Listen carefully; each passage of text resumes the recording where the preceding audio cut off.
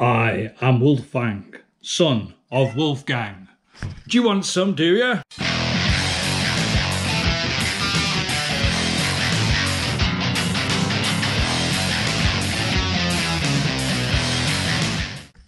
Well, good morning. Codger Biker here, and I've got these mirrors. Okay, so I haven't done much for the last few weeks. We're still locked down. I'm not sure what the date is. Apparently it's the 10th of March, which means that we've got another 19 days before riding for pleasure in the UK is legal. I know people are breaking it, but I'm not going to. I choose to support the lockdown. I've lost 2 people that were dear to me, 150,000 other people have died, and there's thousands more going to die, so all I've got to do is stay in for another 19 days.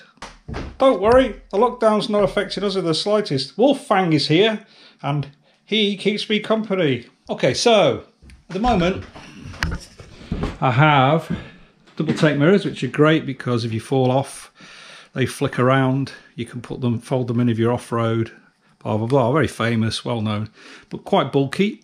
And because I've added the raid fairing, which I still haven't been able to test yet, first ride out, that's what I'll be doing.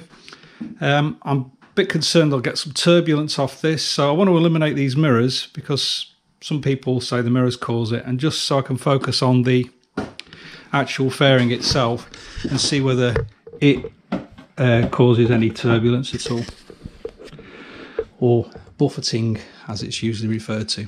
But anyway, so I'm going to eliminate the mirrors, and the best way to do that is, well, it would be bar end mirrors. You can't fit bar end mirrors because I've got Barkbusters on. So looking around, Rottweiler provide a fitment that emulates bar end, and you can fit any mirrors, I think, with these.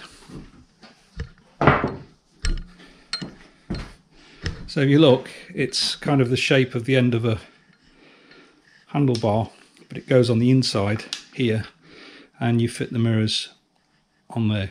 It all looks a bit tight to me, particularly as I've got these plastics here and this plastics here, which I probably have to remove for now. Also, I've got my indicators, so it's all getting quite busy. But I think if I simplify it, remove this, remove that, which don't really do anything other than decoration. I could probably even re-drill this afterwards and fit it back on. But I'm going to fit those so that the mirrors at least are not adding or causing any turbulence. So it'll just give me one variable, which is the raid garage fairing. So that's the job. How hard can it be? Well, one thing is you've got to drill 2 6mm holes in this aluminium. Now these are originally designed for the plastic handguards, but I think because they are bolted on the inside, the holes don't really weaken it because you've got the reinforcement of the metal mount itself. So I don't think it's going to weaken the Barkbusters at all. It's quite a light bike if it falls over anyway, so I think they'll still do their job. If I don't like them, I'll take it off. My philosophy with this bike or any bike is that I don't really do anything that can't be reversed. All this can come off, and the original headlight could be put back on. All that I'd be left with is 2 holes there, and this plastic's cheap to replace. Same with the crash bars. Everything can come off and the bike can be returned to stock. Hello? Hello? Okay, let's get on with it. Right, okay, so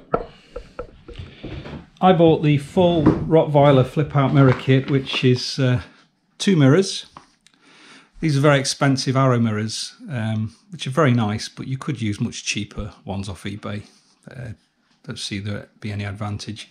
These are designed to flip in and out and move position, as we shall see when I get to try them in a few weeks' time. So you can see the camera. Hello.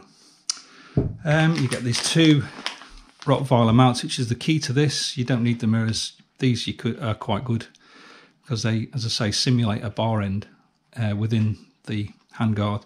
You get a template which is designed for the KTM black plastic handguards. I'm going to stick with that because I'm not quite sure how far along to go with this. So you mount them left and right, that fits on there, and then you can flip and change the mirror angles, everything, once it's on the bike. So I'm not sure how critical the position of this part is. I think there's quite a lot of flexibility to adjust it afterwards. So I'm going to stick with the template. That's the first thing. You also get some plastic caps to seal the holes where the mirror stalks would have been. I'm not going to use those because I like to have the ram balls on there for various camera mounts and things, but that's quite nice.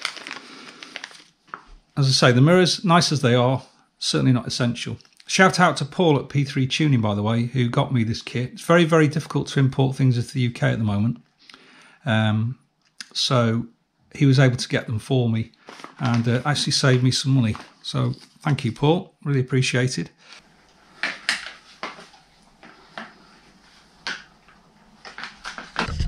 Okay, as these are a slightly different shape,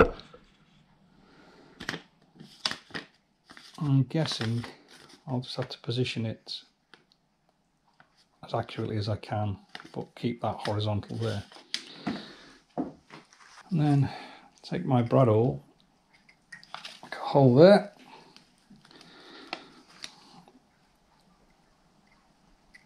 make a hole there. The supplied bolts are designed to go through plastic, so they're not as long as I would like.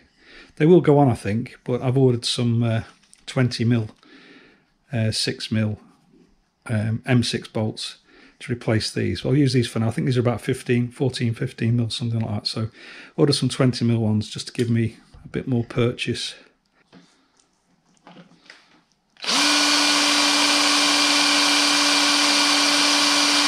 Okay, so that's now on. You can see that it pokes out on the inside, but it doesn't come anywhere near the brake lever. So what you then do is you fit the mirror which sits above it, and then you can adjust it. Let's try it.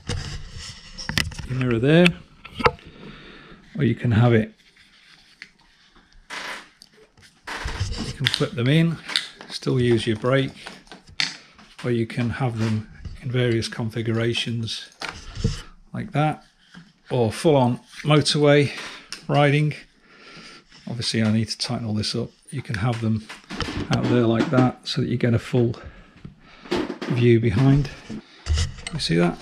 So I can rotate that back just a little bit, loosen that, rotate that back a touch, tighten it back up again.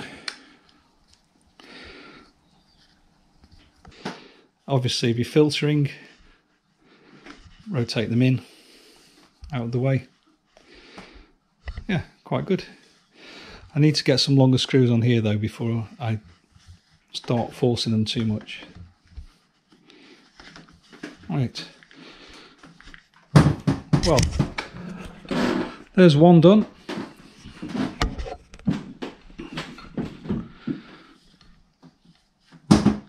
One day soon I might be able to test it out, see how it feels. But for now, I'm going to get on and do the other one. We'll see how it goes.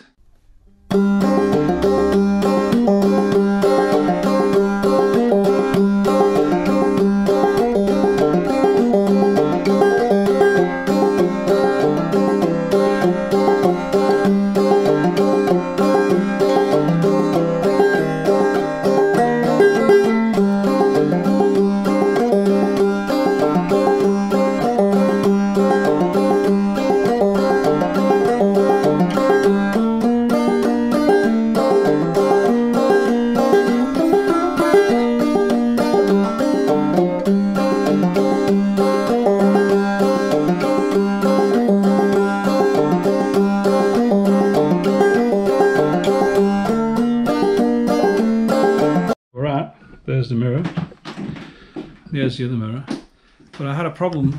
I can't get this clutch lever to pass this mirror when it's mounted onto the bar. I don't know whether that's because the clutch lever on the 690 is longer than the brake lever. I suspect it is, and I could put a short lever on, but that's not happening.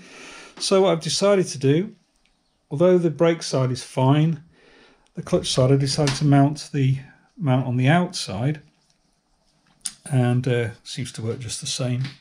You can still, the mirror's still out of the way more or less. You can still flip it out if I want to, flip it back in again, out of the way. So although you still going to have this part here which can bash. That's probably the best compromise that I'm going to get on this particular setup that I feel comfortable with. I don't want anything coming anywhere near the clutch lever, so it's completely clear, totally clear now when I mount them on the outside. So a bit unorthodox, but that's Codger Biker for you. Yeah, I just feel happy with that situation. Still work. They do look like they're going to give a really good view, particularly if you flip them right out on the side like that. They're no good for filtering, but if you're on the motorway, you should be able to see right the way behind. Or I should. Okay, so that's my solution. I certainly wouldn't recommend it to anybody else. Don't copy me, as I always say. It's just for entertainment. Still folds in, can still use the clutch. It's just that it got a little bit on the outside there. But it's leaves the clutch completely free. There will be a part 2 to this where I try them out on the road. So we've got 19 days before we can ride again. We just have to wait. Codger Biker is out. Flip out.